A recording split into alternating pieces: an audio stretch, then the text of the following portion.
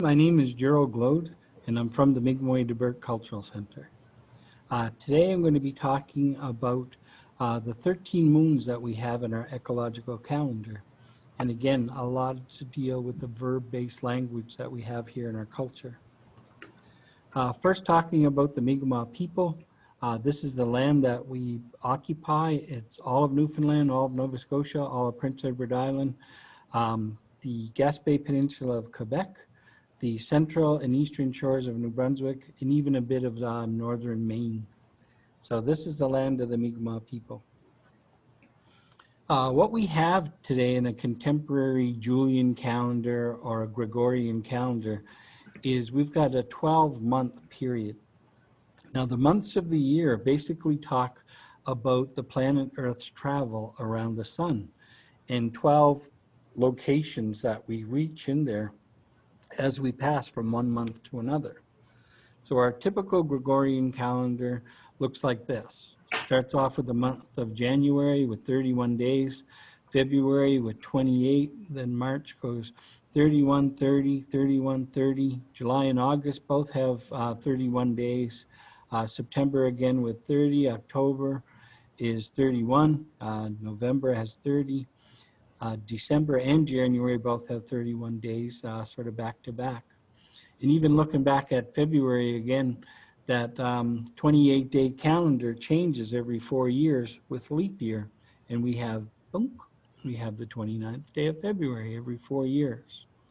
And that sets us back into action. But the Mi'kmaq, we notice that the moon goes around the Earth 13 times as the Earth goes around this sun. So what we have is we have a 13-month calendar, and we talk about the moon's location in the Earth as it makes that journey. Every single one of our months starts with the dark of the moon or the new moon. That is the beginning day of there. That goes black. And then for 28 days after that, you've got 28 different phases of it, as it moves from the dark of the moon to the full moon, and then again from the full moon back to the dark of the moon when the next month begins. And when we have the first of the month, that full moon, that's when the moon is exactly between the Earth and the sun. All of the sun's light are on the back of the moon, so we don't see any one of the phases of it. It's not a little to the left, it's not a little to the right. And when it's directly behind, all the sunlight's on the back, and the front of it that we see, it goes black. Now, 14 days later, as part of that half of the 28 days, the moon is directly behind us. So you got the sun, the earth, and the moon. And now the moon is getting all of the full sunlight from the sun, and it looks full. It's like perfect circle. That there is the full moon. That's halfway through the month for us. And again, you can see the 28 changes from the dark of the moon to the new moon. And depending on the phase of the moon, you can read the time of date it is. And it's just like reading a book. When you look at a book, you read your pages from the left corner to the right corner. When you look at the moon, you look at the left-hand side. And if it is lit and the dark part of it is over on the right-hand side, that means you're moving into the dark of the moon.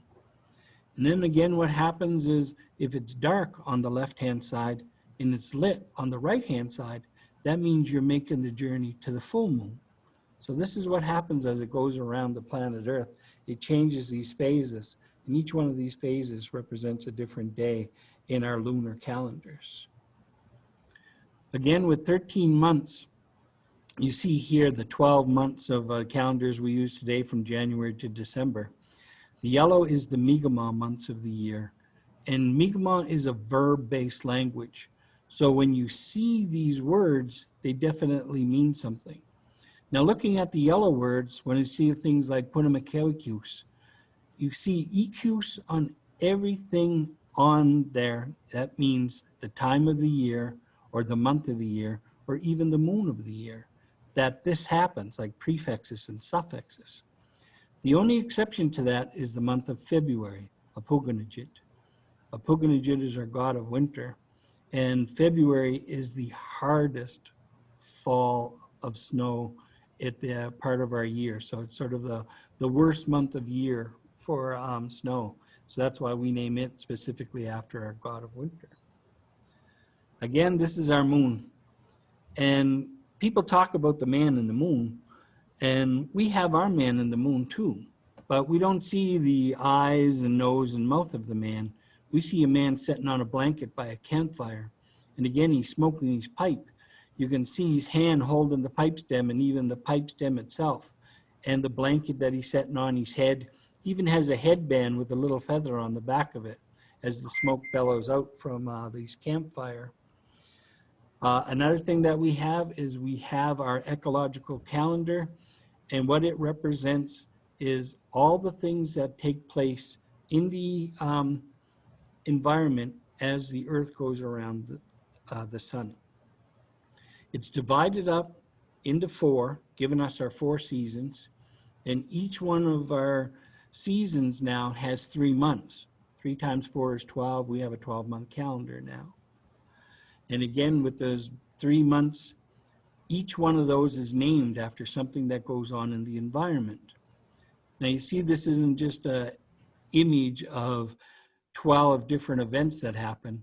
There are also indicator events that go on at the same time that sort of key in one thing or another. So looking at the environment and knowing what's going on at a certain time, you can know what time of the year or where the planet is on its journey around the sun. January, Punamakewikus. That's the spawn of the Tommy cod. Kewikus is the time of year, and Punamo is basically the Tommy cod. That's the time that they come in. And what happens is the world's highest tides here in the Bay of Fundy, the tides come in, the fish will come in with the tides. And then when the tides turn and the tides start to go back out, the ice cakes cause a dam in the water systems, the waters rise, and the fish get washed out into the field.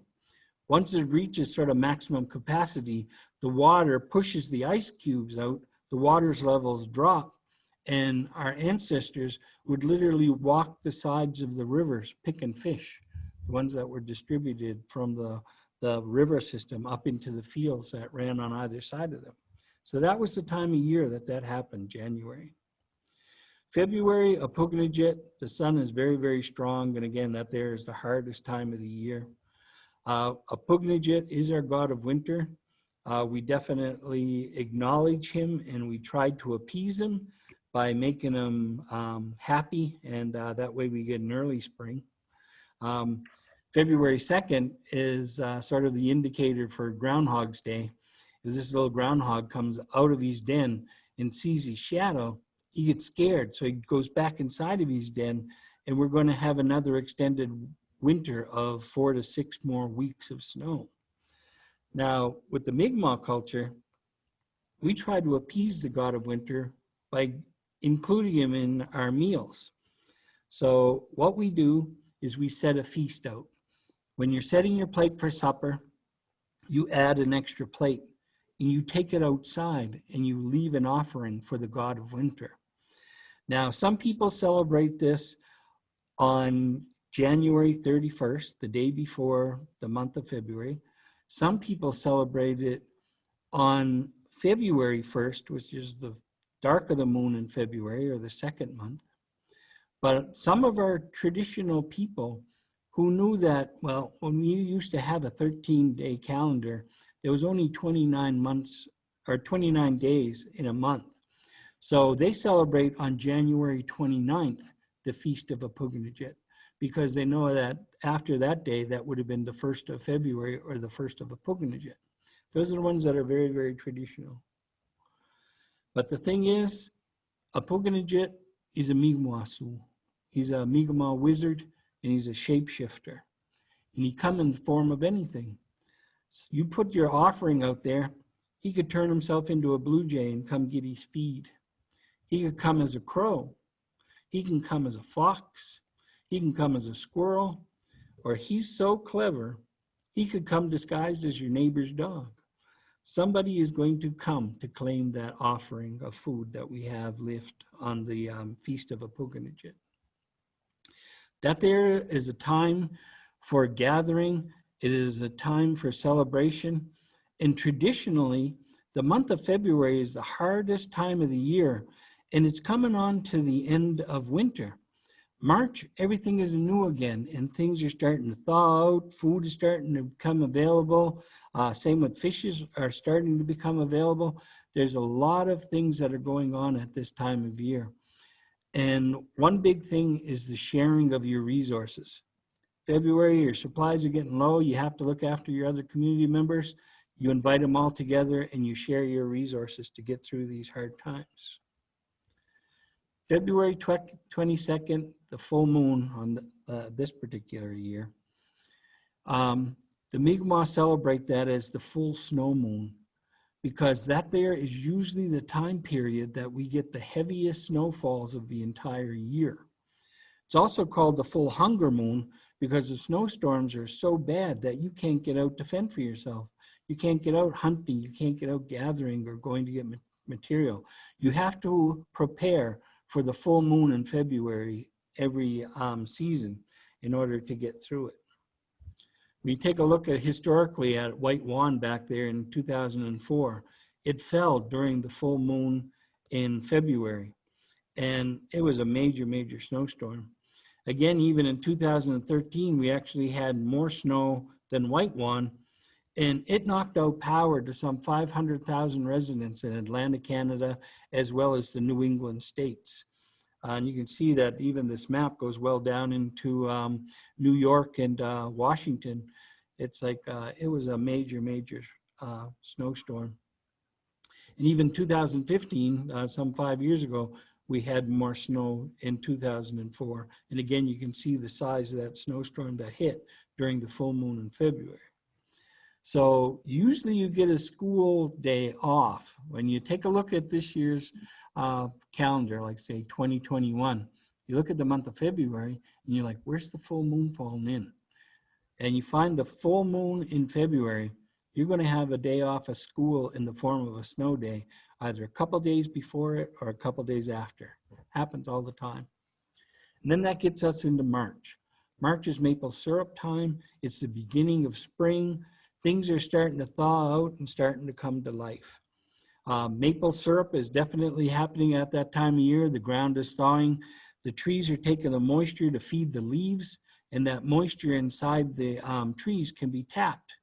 Now you get all those juices and the moistures that are coming out of there, and you boil it till you evaporate the water content, and it gets thicker and thicker and also sweeter and sweeter.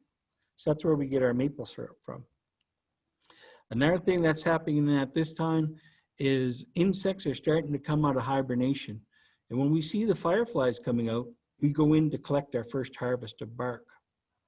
This is one of those indicators that happens in the month of March. When we see the fireflies, we go in to harvest the bark, and you can see that it comes off in a really, really nice thick chunk. Now looking at the background, these trees, they don't have any leaves yet. The moisture is going up to feed the leaves.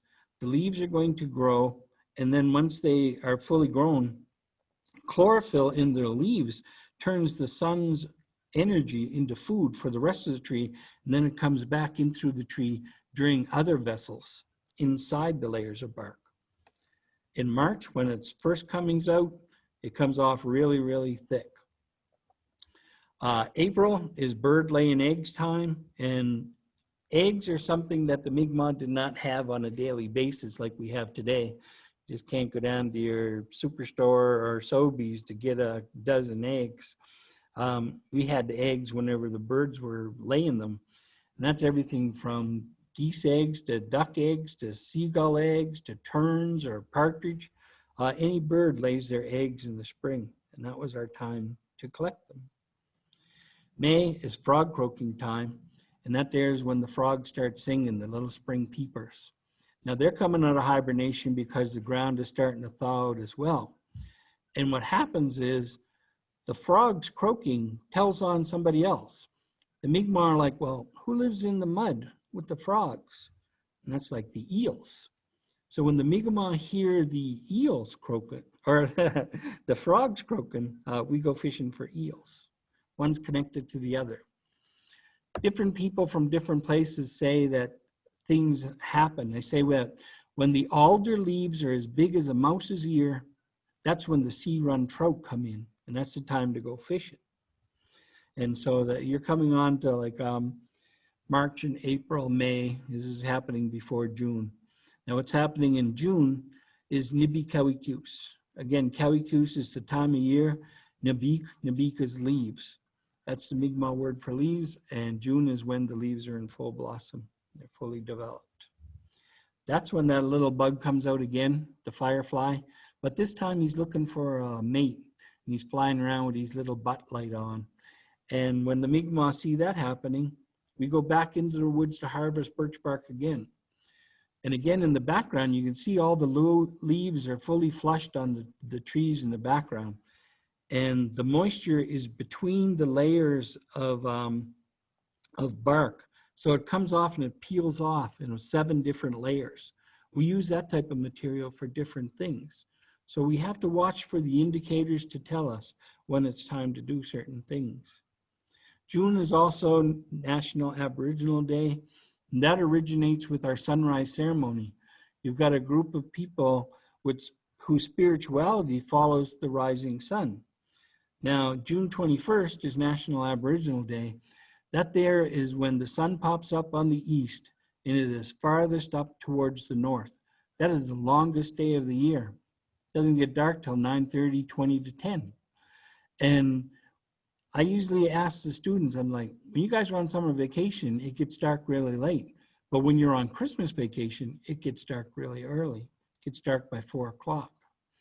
And I'm saying that's after daylight savings time. So actually, it gets dark or nighttime at 3 o'clock in the afternoon. So this is our ecological calendar. Both ends of the calendar are called the solstices. You got the summer solstice and the winter solstice. You got the longest day of the year and the shortest day of the year. Both of these times were times to gather and celebrate, and they're called days of reconciliation. And what you do with these gatherings and these feasts that we have is if you had a problem with somebody in the community, you would go to them during this time period and you would apologize. And you'd be under pressure from the whole community to accept their apology. So that way you could move on. Our elders teach us that you were never mad at anyone for more than 6 months at a time.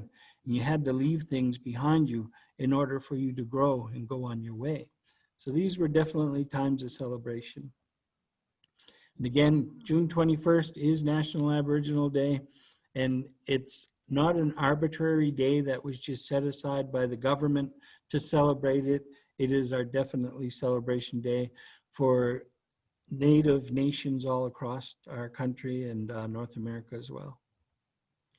July is Bird Shed Feathers Month, and again, Kawikus and Petikik, it's like that's the time of year that the birds shed their feathers. So you'll see that happening. Something else is going on in Mi'kmaq at the same time. And that's when the Mi'kmaq return to the waters for recreational use. Plenty warm in May and June to go swimming, but we don't go swimming because it's not our turn. And that's very, very important lesson that our ancestors teach the children today is the bugs and the amphibians and the reptiles, even the fish, they're using the waters in May and June to grow their young. And we can't go in there because if you go in and disturb them, then you'll disturb, disrupt, or even destroy them. Then that's not going to be good because we have to respect the animals because the insects feed the frogs feed the fish, and the fish feed us.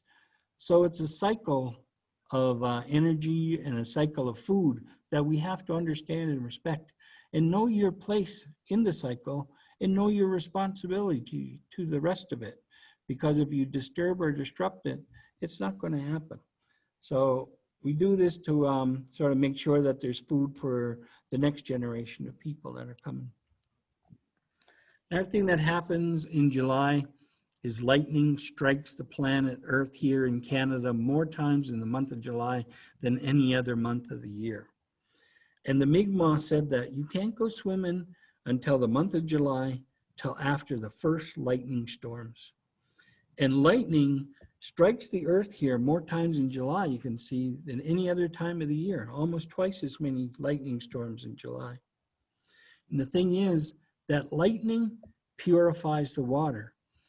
I told you that in May and June, all the frogs and bugs and fish are using the water, and all the eggs and all the contaminants that are left behind, they create a lot of germs and a lot of bacteria in the water. The lightning striking the water will purify it and get rid of all those imperfections. It's called the process of ozonation. Now, I'm sure our ancestors didn't know the molecular reason why this happens, but today we have something called two-eyed seeing, where we take our traditional knowledge and we look at it through scientific eyes to see what's going on. Water, H2O, it basically contains two molecules of oxygen. When lightning strikes the water, it blasts them all off into separate ones. And in the presence of ozone, they think it's ozone. Now, ozone is groups of molecules that are formed in groups of three. So they'll reunite into groups of three, and water will hold an electrical charge for about 20 minutes or a half hour after it's struck by lightning. You actually wade into water and get a little zap. You get a little electrocution from it. But the thing is, after that 20 minutes or 30 minutes, water realizes, hey, we're not ozone, we're water. So it boots out or expels one of the molecules. Now it'll either join with another oxygen molecule to form more water, or it'll grab onto a contaminant or a germ or something that is undesirable in the water. And once he joins with that, there's a little mini micro explosion. And this little micro explosion, poof, blows it off, and it takes it with it, the germ.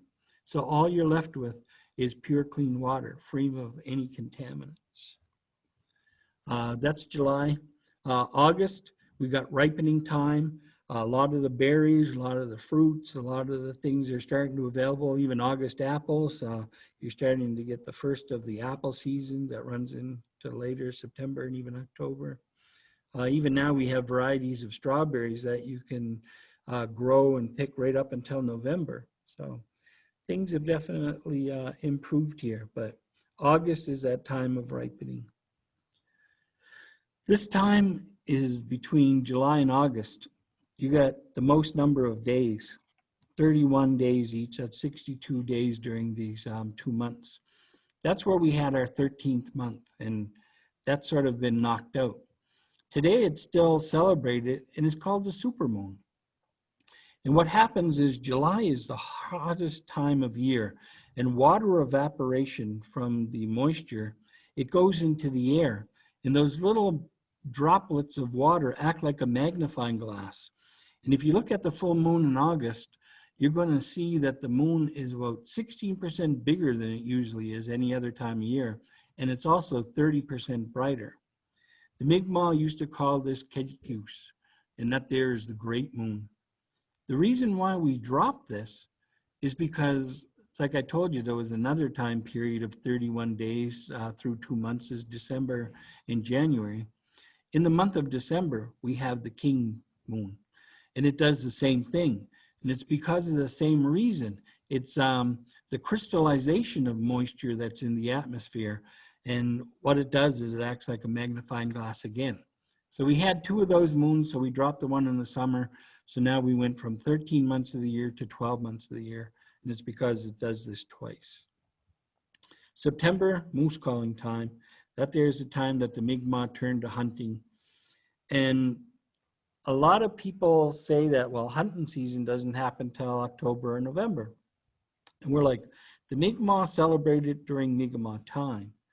And that's when the stars and the trees tell us. We have a Mi'kmaq legend called Moon and the Seven Bird Hunters. And it's a story about a hunt that takes place. And it's represented by a constellation of stars. And you can recognize the large dipper, or the Big Dipper, and the Small Dipper, as well as a constellation to the west called Buddhas. Now, what we have is we have 7 birds that are hunting the bear. And each one of these stars is a different size in comparison to the next bird. The one taking the lead is the robin. He's the same size as a blue jay or a um, or mourning dove or passenger pigeon, and a blue jay is pretty close. Now, the largest bird in the constellation is the largest star, and that's the one represented by the barred owl. And you got a little small owl after that, the little sawwood owl. And the chickadee, he's a very, very small bird. He's the second one in the story. He looks after the cooking pot, which is actually the Little Dipper, the dipper part of the Little Dipper. So this is Moon and the Seven Bird Hunters. And what happens is the story says 4 of the hunters lose the trail. So here in September, what we got is 4 of the stars go under the horizon line and you don't see them anymore. And that's a story told by the Mi'kmaq from Mi'kma'ki. If you go farther north than Newfoundland, then only 3 of those stars disappear, not 4 of the stars. If you go farther south than Maine, what happens is 5 of those stars disappear. So it's a Mi'kmaq story told from Mi'kma'ki, the land of the Mi'kmaq, and also from our point of view here. So it doesn't relate to everywhere in the planet. The robin, he's the lead hunter, hunting the bear. He's an archer, he's got a quiver, and just like any other hunter, he's got an attitude. And this guy is the one that hunts the bear. He shoots the bear. The bear's blood stains the robin's chest red, robin redbreast. The robin shakes his feathers to get the blood off, and the blood turns the leaves red in the trees. So when the leaves turn red in the trees, we say that that's the signifier. That's the little thing that we're looking for and waiting for. So once they start to change, then we go into hunting season. And the thing is, at that time of the year, the nutritional value of the meat is really, really high. These animals have really been feasting through the harvest time, and they've been bulking up, getting ready for winter hibernation and for the hard times of winter. So the nutritional value of the meat is really, really strong. So we hunt all fall, we hunt all winter, and then in the springtime, that nutrition level, it starts to drop. Because what's happened is the nutrition in the mothers is going to feed the babies for next season's brood. So bear meat is very, very tasteless when it comes to the springtime. It's not good for you. Then you move on to other things. Again, it's part of the nutrition cycle. It's part of the food cycle. We go from hunting season back to fishing season. And then again in the springtime, that's when you get the frogs telling on the eels, and then the fish returning to the waters. The nutritional value of the fish meat is very, very high. So that's when we do our fishing. October is fat tame animal time. And I hate to say this, as like they're not tame. They're just very, very full. They're very, very bulked up. They don't want to expel all of their energy, so they're less likely to chase you down in the month of October. But I wouldn't recommend you go over and poke a bear in October, and just because I said he was tame, yeah, is not really tame. But again, lackadaisical or lazy, that's probably a better word. What happens in the month of October is something that I recognized even since I was a little kid. One of the indicators, again, is the singing of the grasshoppers and the crickets. To me, when these things started singing, I was like, oh, it's like that's the end of the school year. It's like when they start singing at the end of August, you're getting ready to go back to school in September. But at this time of year, our ancestors are not waiting for the singing to start. They're waiting for the night the singing stops. Because after the grasshoppers and the crickets lay their, have their mating season, they go into egg-laying time. And in order for a grasshopper and a cricket to have its eggs last on to next season, that means the humidity is out of the air. It means that the hot weather is over and it's not going to dry these up and kill these little eggs. There's a certain time that they do it, and the Mi'kmaq are listening in October for this time, and they're thinking, now's the time to dry our fish. That way we can dry our fish and we can store it for fall and winter use. and it's not going to rot on us. It's not going to go bad. It's safe to do it now. And when you ask about what fish, it's like, well, that falls on the new moon of October. And what happens during the new moon of October is you get the world's highest tides. Not only during the full moon is the moon behind us, it acts like a magnet on the water here on the planet. So you get the sun's gravitational pull and the moon's gravitational pull, pulling the waters up really, really high. It acts, and what you're seeing is like during any other new moon, water levels will rise. The fish come up with the tides, you lay down your net, you're only going to catch half a load. But in October, you got the highest tides during the dark of the moon or the new moon. The water levels rise higher. The fish swim farther upstream. And when you're laying your net, you get the greatest amount of fish at any time of year, as in October. That again is time for us to feast and get ready for our winter as well, and to take all those fish that you're catching and dry them up for winter storage. And again, another thing that happens in the month of October is the planet is passing underneath the Milky Way. And the Milky Way in the Mi'kmaq language is called Skadagamujweauti, which is Spirit Road. And that means after you pass here on the planet, you become another star in the sky. And that band of really heavily concentrated stars, that's the Milky Way. And in October, that's when we're closest to our ancestors and to the people that have gone behind us. Now, that's not just a Mi'kmaq thing. Different tribes and nations have definitely celebrated this time of spirit. And I bet you yourself have even celebrated this time. And the end of October, when you go around trick-or-treating house to house, dressing up like different spirits and asking for food. That's part of Halloween. And that celebration definitely goes back to a native and ancestral story and legend. November is Keptikawikuse. Now, unfortunately, because of global warming and because of climate change, November, it's lost its meaning. Keptikawikuse means the times the rivers freeze. And they don't freeze anymore. Me, I'm an older man, I'm 61 years old. And when I was a little boy in the 50s and 60s, the rivers did freeze before Christmas. I remember skating on the brook before Christmas, hoping to get a new pair of skates or a hockey stick for Christmas. And I also remember even trick-or-treating in the snow sometimes with my Halloween costume on underneath my snowsuit. So yeah, we definitely need a new word for November because it definitely doesn't freeze anymore at that time of year. And even looking at the province, from one end to the other, we've got different hardiness zones that are designed by temperature.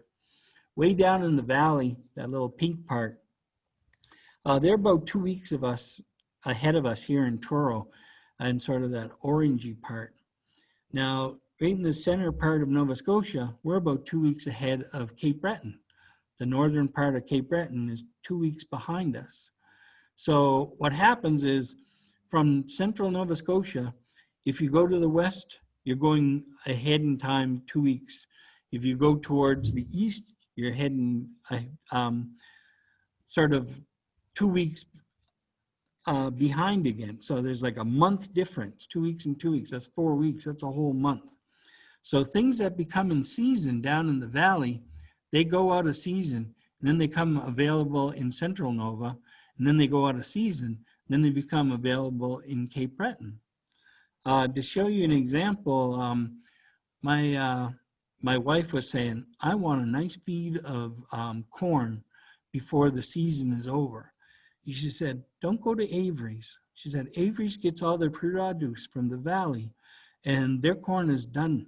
She said, you go to River Breeze Farms or you go to Masstown Market, you're going to get local corn. It's going to be sweeter, and it's going to be better and tastier.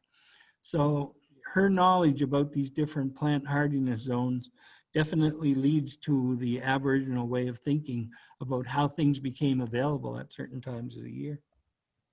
And again, December, I spoke about a little earlier. about it being the chief moon or the king moon. And again, it's much brighter and it's much larger than it is. The same thing happens again in August. And this is, again, the crystallization of moisture in the air acting like a magnifying glass. That is basically the shortest day of the year, just before Christmas. December 21st is the winter solstice before it makes the arc around the planet and starts to head back across. And that there's when you look at the eastern sky, you look way down on the southern part of it, and that's where it's going to pop up. And again, your days are going to be shorter, and it's going to get dark by 4 o'clock in the afternoon. We used to have a celebration during that time, and one of the things that we practiced was called the naming ceremony. Every year we chose a name and would make little gifts for the person who had that name. For example, say your name was Veronica.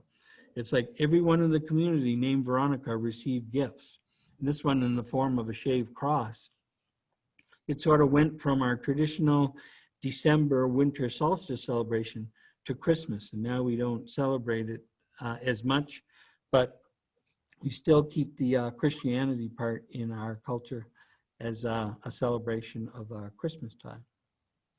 And that basically is the way the Mi'kmaq see things in our worldview when it comes to the ecological calendar and the traditional 13 months of the year.